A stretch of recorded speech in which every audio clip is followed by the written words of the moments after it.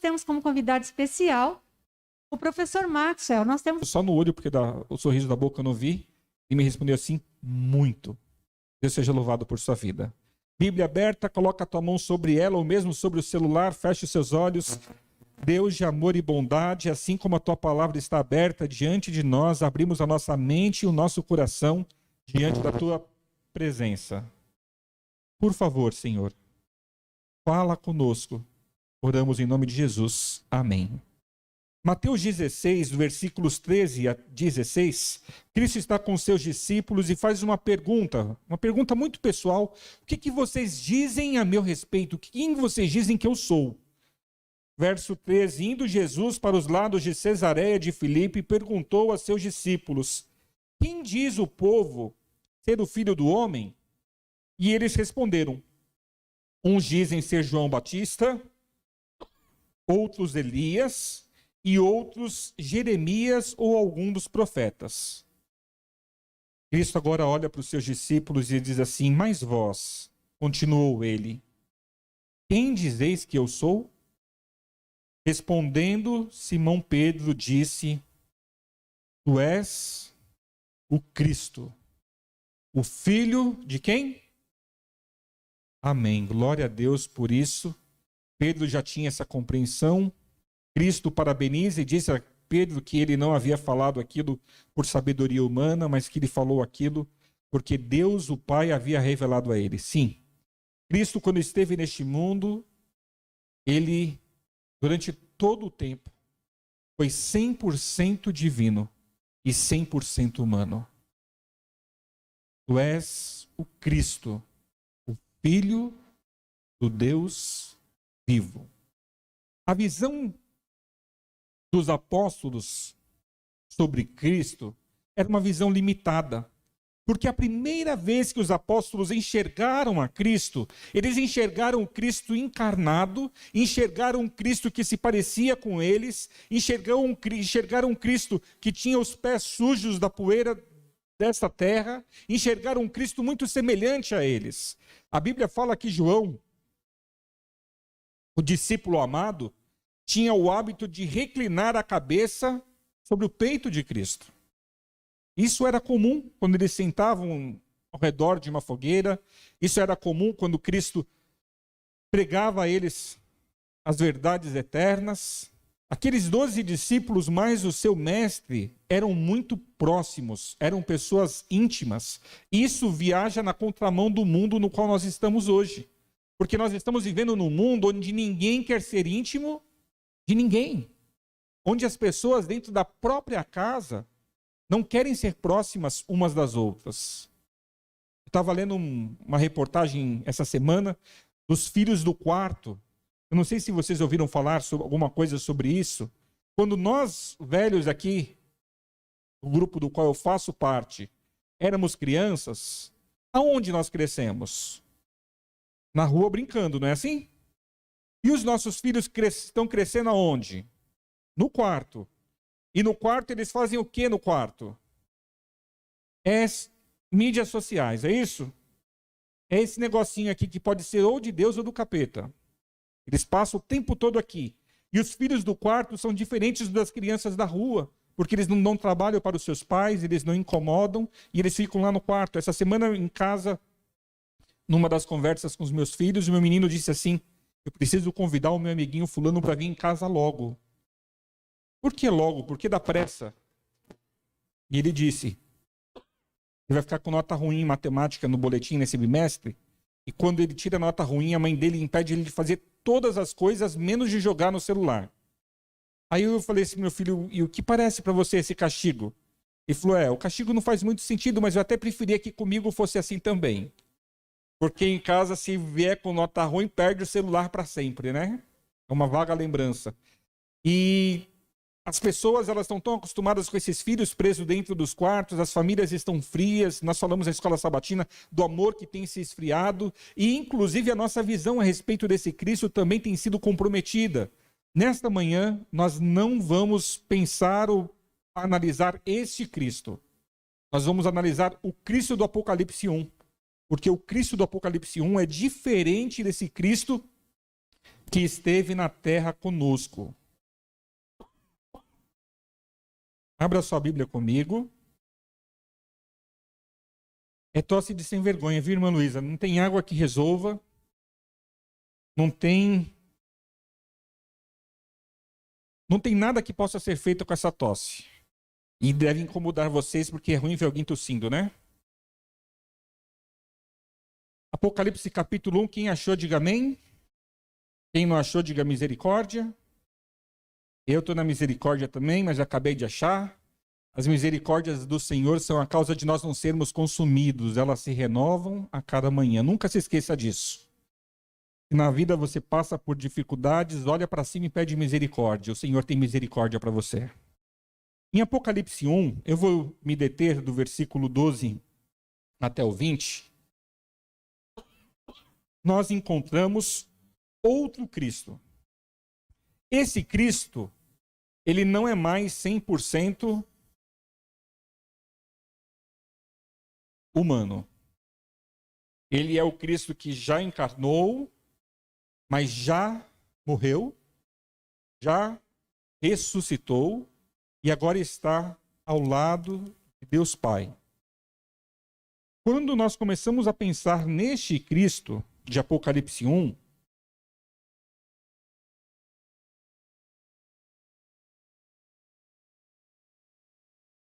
agora essa igreja é mais gostosa do que a água das outras igrejas, viu? Quando nós pensamos nesse Cristo de Apocalipse 1, nós percebemos que existe uma grande diferença. Me acompanhe na leitura. Eu vou fazer a leitura de forma lenta e vou parar sempre que eu achar necessário para poder explicar, tá bom? Voltei-me para ver quem falava comigo.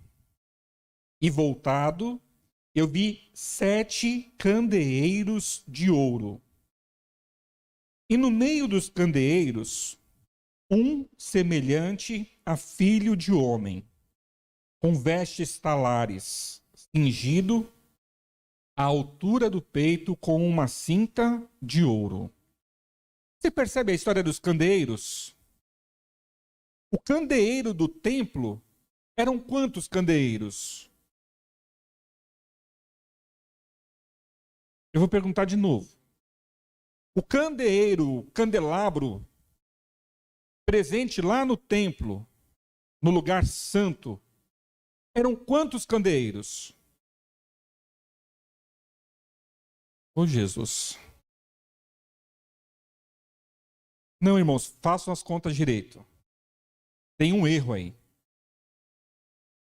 Não, não era 12, não. 12 eram os pães. Quantos? Um? Era um? Por que era um? É interessantíssimo, mas é exatamente isso. Lá no santuário eram quantos candeeiros?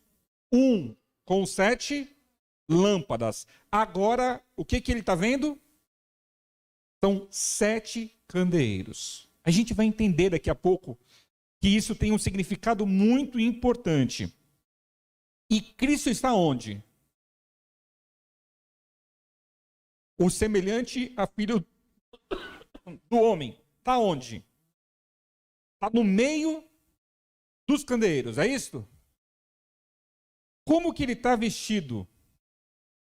Ele está usando vestes talares. O que isso significa?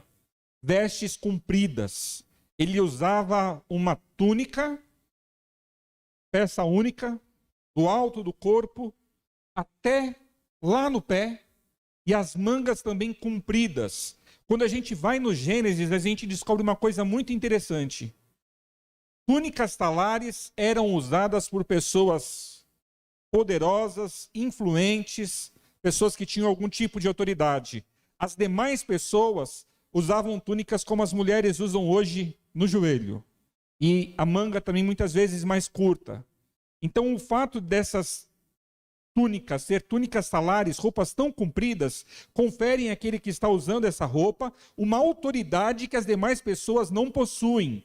E ele tem um cinto amarrado. Aonde está amarrado o cinto dele? Aonde? À altura do peito. e é de ouro. O fato de ser de ouro já demonstra alguém muito poderoso. Por que o cinto amarrado no meio do peito? Aonde normalmente as pessoas usam o cinto? Até combina, né? Cinto com cintura. Por que está na altura do peito? Tem um motivo bastante preciso.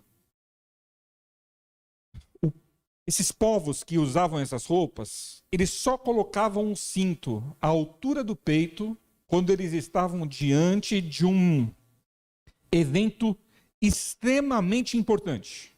Porque no restante do tempo eles usavam o cinto na cintura mesmo. O texto bíblico diz que é alguém semelhante ao Filho do Homem. Quem é este? Eu já disse antes. É Jesus. João tem uma visão do próprio Cristo.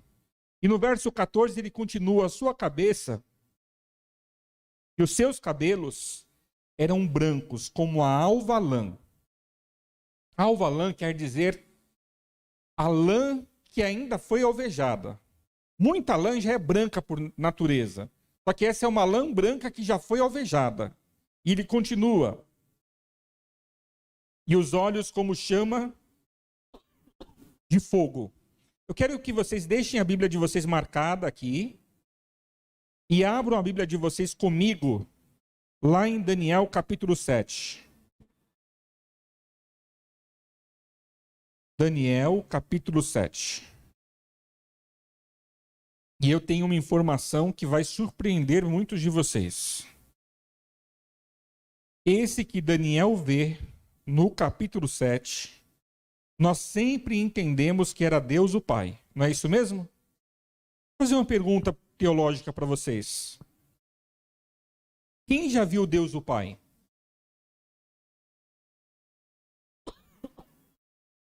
Quem já viu Deus o Pai? Lembram de alguém? Alguém já respondeu certo ali, mas vocês lembram de alguém?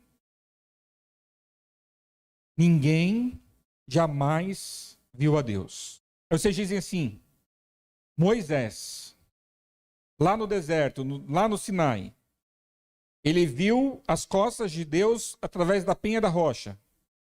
Ele viu as costas de quem, Moisés? Isso é claro para vocês todos?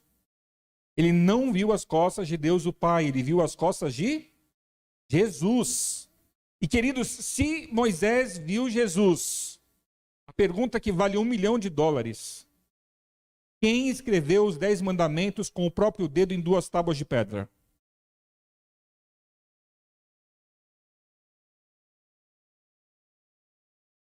Deu um bug na cabeça de vocês, né? Vocês estão tudo ficando doidinho. Você aprendeu desde criança na escolinha sabatina que foi Deus, não foi? E foi Deus o Pai. Não é assim que a gente aprende? Não foi Deus o Pai.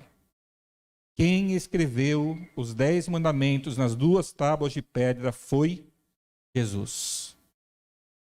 Aí eu te pergunto, como que o mundo enxerga esse lance de Deus o Pai e Deus o Filho? Deus o Pai é o bravo, ranzinza, com cara de mal.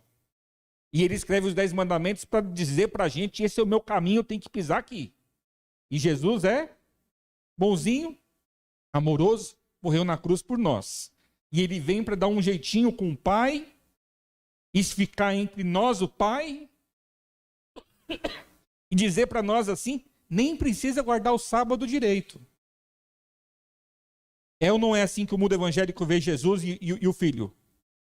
Vocês percebem como o negócio é bem sério? Foi Jesus quem escreveu os 10 mandamentos nas 2 tábuas de pedra. Não há motivos, não há autoridade sobre a face da terra, sobre homem algum, para modificar essa lei. Se um dia você quiser mudar os 10 mandamentos, a primeira coisa que você tem que fazer é anular a existência de Jesus. Porque enquanto Jesus for Deus, os 10 mandamentos são válidos. E a segunda coisa que você tem que fazer é entrar no lugar santíssimo lá no céu e quebrar a tábua com os 10 mandamentos originais que existem dentro do santuário celestial, com os 10 mandamentos escritos também por Jesus. Não é profundo demais isso?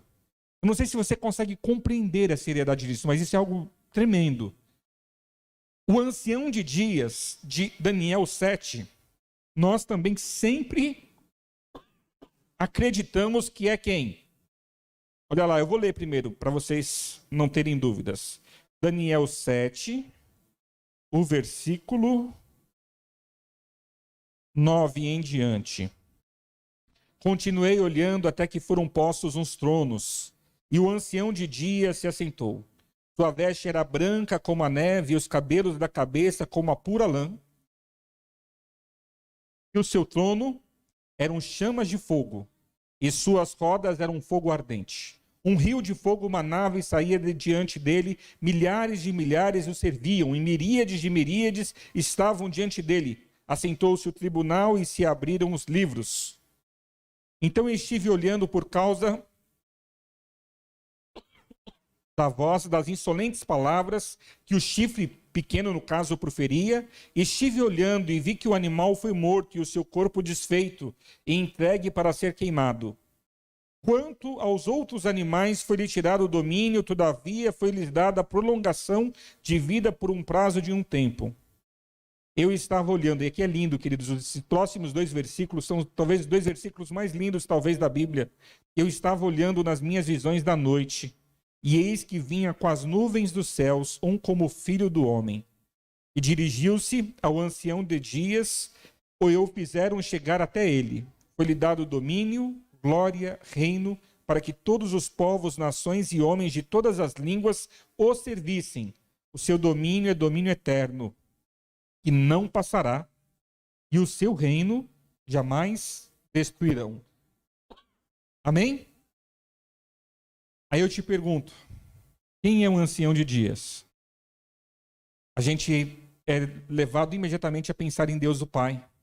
Até tem uma parte do texto que diz assim que aquele que vem nas nuvens dos céus comparece diante do ancião de dias. A gente fala assim, se um comparece na presença do outro, só pode ser o Filho e o Pai. Mas eu quero dizer para vocês que não. Deus, o Pai, é real. Particularmente acredito que nós nunca o veremos. Jamais será visto durante toda a eternidade que nós passaremos no céu. Eu tenho motivos para acreditar nisso dessa forma. Mas nós veremos a Jesus, nos prostraremos diante de Jesus e adoraremos Jesus por toda a eternidade. E Deus o Pai será sempre uma incógnita. Assim entendo eu quando leio a Bíblia de Gênesis e Apocalipse e entendo que eu não preciso ver o Pai. Porque Jesus diz, aquele que vê a mim, vê ao Pai. E aí você fala assim, mas pastor, então são 3 pessoas distintas? Sim, a Trindade.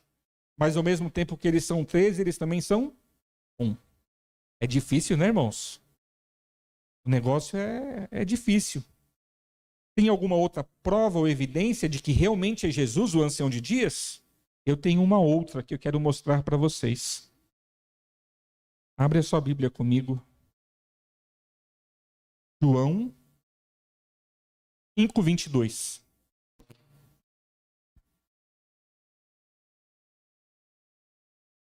João 5, verso 22. Quem achou, diga amém. Esse barulho, Deus gosta desse barulho, viu? Hoje vai ter 2 barulhos que Deus gosta nessa igreja. Esse barulho de páginas da Bíblia sendo folheadas e o barulho da água quando cair do seu corpo, Lucas. Quando você for levantado ali e a água cai de volta no tanque, esse barulho também traz muita alegria ao coração de Deus. Olha o que diz João 5, 22. E o Pai a ninguém faz o quê? E o Pai a ninguém julga. Mas a quem ele confiou o julgamento? Isso está claro para você? Jesus é o juiz? Estava claro isso para você? Ou você ainda pensava que o juiz é o Pai? Ou você não tinha pensado talvez nisso ainda, na seriedade disto ainda? Irmãos, isso é muito interessante. Porque Jesus, ele é o alfa e ele é o ômega. Ele é o princípio e ele é o fim. Jesus é tudo. Jesus é tão Deus quanto Deus, o Pai. E o cabelo e a cabeça eram brancos por um motivo bem simples, denotando sabedoria e eternidade. Verso 15, Apocalipse, voltei para Apocalipse, tá bom? Verso 15. Os pés semelhantes a bronze polido, como que refinado numa fornalha. A voz como de muitas águas. Tinha na mão direita 7 estrelas. E da boca saía-lhe uma afiada espada de 2 gumes. O seu rosto brilhava como o sol na sua força. Vamos tentar entender tudo isso aqui agora? Os pés de Cristo são como bronze. Essa referência nos liga diretamente ao altar do sacrifício, que também reluzia como bronze. Outro aspecto interessante. Lembra que ele tinha o cinto à altura do peito? Ele está realizando uma obra muito importante. Qual é a obra que Cristo Jesus realiza hoje nos céus? Como a gente pode mencionar esta obra? Intercessão e juízo. A intercessão iniciou na cruz do Calvário. E o juízo termina quando? Quando o juízo termina? Eu ouvi, mas não entendi. Perfeito. A resposta mais certa é essa mesma. O juízo só termina depois do milênio. E sabe por que o juízo termina só depois do milênio? Porque vai ser só depois do milênio que todo joelho vai se dobrar diante de Cristo. E toda boca vai confessar que Jesus Cristo é Senhor. Após todos os perdidos concordarem que merecem a destruição, reconhecerem a justiça de Cristo, desce fogo do céu e os consome. Queridos, é fantástico imaginar que Cristo tinha nas mãos as 7 estrelas. E eu sei que você gosta de profecias e já sabe o que significam as estrelas. Eu posso tomar a liberdade de arrumar mais uma interpretação para estrelas? Abra sua Bíblia comigo, Apocalipse 12. Apocalipse 12, Daniel 12, Daniel 12, verso 3.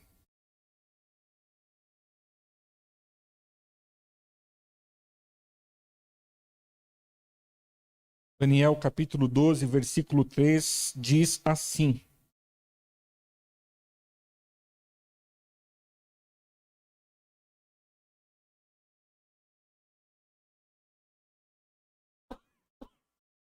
os que forem sábios, pois, resplandecerão como o fulgor do firmamento. E os que a muitos conduzirem à justiça, como o quê? Como as estrelas, sempre e eternamente. Queridos, sem sombra de dúvidas, as 7 estrelas que estão nas mãos de Cristo são os 7 anjos. Cada igreja tem o seu anjo. Mas vou dizer a vocês, sem medo de errar, que essas 7 estrelas também representam todo homem e toda mulher que calçam as suas sandálias e saem para pregar o evangelho eterno. Quando você se dispõe a testemunhar de alguém para Cristo Jesus, você está sendo uma estrela nas mãos de Jesus. E quando você não fala do amor de Cristo para ninguém, não está trabalhando pela salvação de ninguém, você está em sério perigo. Está correndo risco de vida eterna. Porque quem não está salvando aos outros, possivelmente também não esteja salvo. Você percebe a seriedade disso tudo? Nesse contexto, a gente enxerga Jesus, que além de ter nas mãos direitas 7 estrelas, da sua boca saiu uma espada de 2 gumes. Que raio é isso, né? Uma espada de 2 gumes. Uma definição rápida é uma espada que corta dos 2 lados. Mas quando você vai no hebraico, a palavra, no grego, quando você vai no grego, no hebraico tem uma outra palavra que significava a mesma coisa também. No grego é ronfaia distomos. Sabe o que significa ronfaia distomos? É uma espada de 2 bocas. Só que aonde está essa espada? Ela sai da onde a espada? Ela sai da boca de Cristo. E se essa espada que sai da boca de Cristo tem outras duas bocas, qual o propósito dessas outras duas bocas? É o julgamento, queridos. Cristo se apresenta aqui para João como juiz. E olha o que João, que tinha o hábito de deitar sobre o peito de Cristo, faz quando presencia essa cena. Verso 17. Voltou em Apocalipse, irmãos. Vocês estão conseguindo me acompanhar? Volta em Apocalipse 1. Quando vi, caí a seus pés como morto. Porém, ele me pôs sobre mim a mão direita, dizendo... João, que estava acostumado com Cristo, quando viu tudo isso, fez o quê? Caiu aos seus pés como morto. E o sermão vai começar de agora em diante, tá bom? Até agora foi só a introdução do sermão. Agora vem a parte importante do sermão. Acontecem coisas incríveis nesses próximos últimos 3 versos. A Bíblia diz assim, continuação do verso 17. Ele pôs a mão sobre mim, a mão direita, e disse, não temas, eu sou o primeiro e o último, e aquele que vive, e estive morto, mas eis que estou vivo pelos séculos dos séculos, e tenho as chaves da morte e do inferno. Escreve, pois, as coisas que viste, e as que são, e as que hão de acontecer depois destas. Quanto ao mistério das 7 estrelas que viste na minha mão direita, e aos 7 candeeiros de ouro, as 7 estrelas são os anjos das 7 igrejas, e os 7 candeeiros são as igrejas. Queridos, nós sabemos bem como funciona essa questão dessas 7 igrejas. São 7 igrejas reais presentes na Ásia, não eram as únicas, haviam outras além dessas 7, mas elas foram escolhidas pelas suas características. E quando Cristo começa a dizer a João que ele deveria escrever nos próximos capítulos dessa carta, ele vai dando as características e vai dizendo exatamente como cada igreja se comportará ao longo dos séculos. E sabe onde culmina? Culmina na nossa igreja. Igreja de Laodiceia de Americanópolis. É nesse contexto que eu tenho 2 coisas muito importantes para ressaltar do texto que nós acabamos de ler. A primeira delas. Quando João enxerga Jesus e percebe o que ele está prestes a fazer, que é julgar o mundo, e não sei se você sabe, mas a Bíblia diz que o julgamento começará por quem? Por nós. Não é os mortos, são os que servem a Deus. Pode ser pelos mortos e logo em seguida nós. O julgamento não começa pelos ímpios, o julgamento começa por nós. Querem ver o texto? Não precisa. Eu acho que não tenho tempo. Mas se alguém tiver a dúvida, vocês todos têm meu telefone, manda um zap que eu te mando o texto que prova isso. Então o julgamento começa por nós. Quando João vê isso, ele cai como morto aos pés de Cristo. E é nesta hora que Cristo tem 2 mensagens que vão impactar a nossa vida. A primeira, ele coloca a mão direita sobre João e diz, não temas. Queridos, como é maravilhoso ouvir dos lábios do próprio Deus que nós não precisamos temer. Nós não precisamos temer a morte, nós não precisamos temer a vida. Porque Cristo esteve vivo, morreu e ressuscitou. Cristo é a garantia. Preste atenção nisso que eu vou lhe dizer. Cristo é a garantia de que todos os que morreram em Cristo Jesus ressuscitarão por ocasião do seu retorno nessa terra. Amém? Quem aqui tem alguém que descansou no pó da terra nos últimos anos e que você tem certeza que você vai reencontrar essa pessoa? Diga glória a Deus. Glória a Deus mesmo, porque eu vou me reencontrar com as pessoas que eu amo e tive a infelicidade de sepultar. Cristo é essa garantia. Não temas pela sua vida, não temas pela sua morte, não temas, igreja. E eu te pergunto nessa manhã, do que você tem medo? Quais são os temores do seu consciente e até mesmo do seu inconsciente? O que te causa angústia? Não temas. O Senhor Jesus Cristo coloca a mão sobre você e diz, não temas. E sabe por que ele pode dizer a você, não temas? Porque ele está no meio dos 7 candeeiros. Cristo Jesus está no meio da sua igreja. Cristo Jesus está presente aqui nesta manhã. Cristo Jesus se faz presente neste templo nesta manhã. E Ele é cura, Ele é salvação, Ele é libertação. Ele é tudo aquilo de que nós necessitamos. Eu não sei se você já verdadeiramente abriu a sua vida para que Cristo Jesus estivesse presente nela. Mas o meu desejo a você é que sim. Que você o faça isso o mais rápido que você puder. Porque na igreja Cristo já está. Cuidando do futuro, Ele já está também. Em breve Ele volta, vai colocar um ponto final em toda essa história de dor e sofrimento. Se você já serve ao Senhor Jesus, continue servindo e andando na presença dEle até Ele voltar para te buscar. Se você... Vem cá, Lucas. Se você ainda não tomou a sua decisão ao lado de Jesus, faça como Lucas. Marque o seu batismo o mais rápido possível, se entregue ao Senhor Jesus e ande com Ele até que Ele volte para te buscar. Lucas, eu vou te fazer umas perguntas aqui. Você aceita Jesus Cristo como teu Senhor pessoal, Salvador, e entende que o sacrifício que Ele realizou na cruz do Calvário foi para a tua salvação, sim ou não? Você entende que a Bíblia Sagrada é a palavra de Deus e é desejo do seu coração viver em conformidade com ela até que Cristo volte para te buscar, sim ou não? Ateu, né, irmãos? Até eu me incomodo com essa tosse. Lucas, você entende que nessa terra Cristo deixou a sua igreja. E você entende que a igreja adventista do sétimo dia, ela cumpre os requisitos bíblicos de obediência à lei de Deus, fé na graça redentora de Cristo Jesus, e é desejo do seu coração fazer parte dessa igreja?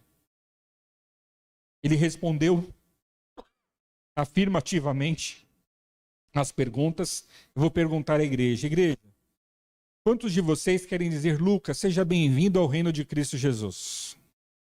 Deus seja louvado por isto. Vamos dobrar os nossos joelhos para orar? Você permanece assentado como você está.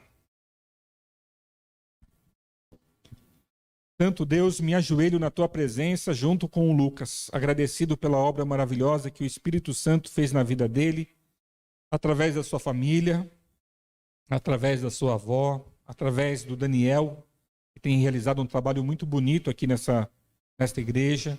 E eu peço ao Senhor, em nome de Jesus, para que receba o Lucas no seu reino, para que o Senhor escreva o nome dele no livro da vida, porque nós também estamos escrevendo o nome dele neste momento no livro da igreja.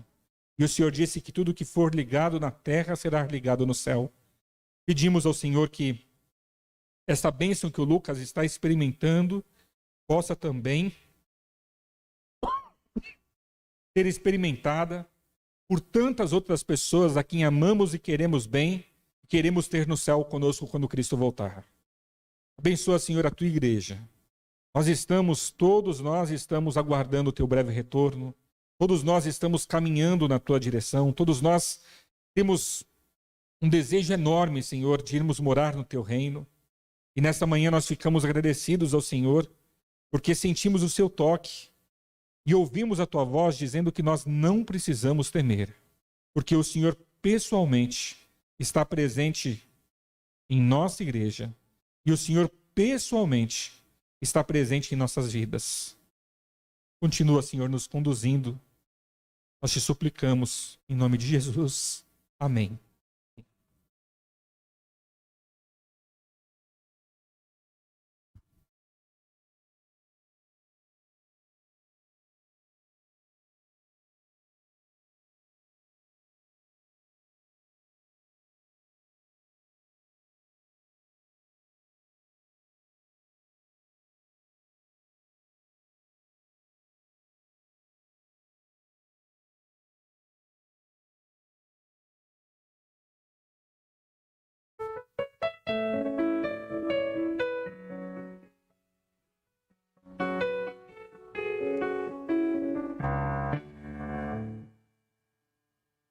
Usa-me, Senhor,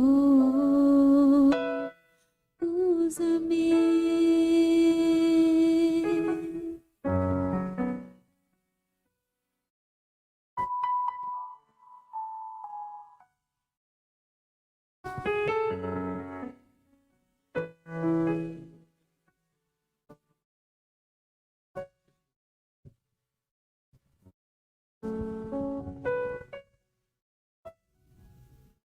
Alguns se decidem na juventude, outros na infância, outros na fase adulta.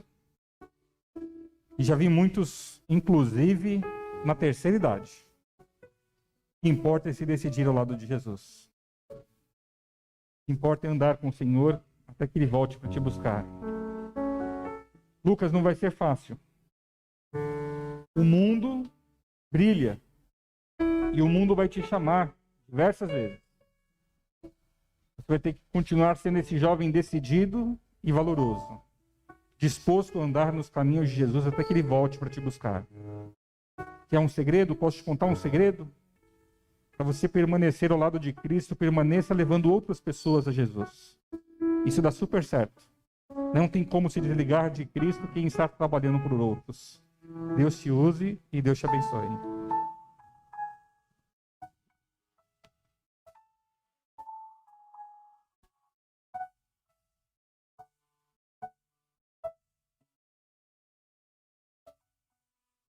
Prezado Lucas, atendendo a ordem do Mestre Jesus, o desejo do teu coração, para a remissão de todos os teus pecados, e para que você ande em novidade de vida, como ministro do Evangelho, eu te batizo em nome do Pai, do Filho e do Espírito Santo. Amém. Como um farol que brilha à noite, como ponte sobre as águas, como abrigo no deserto, como flecha que acerta o alvo.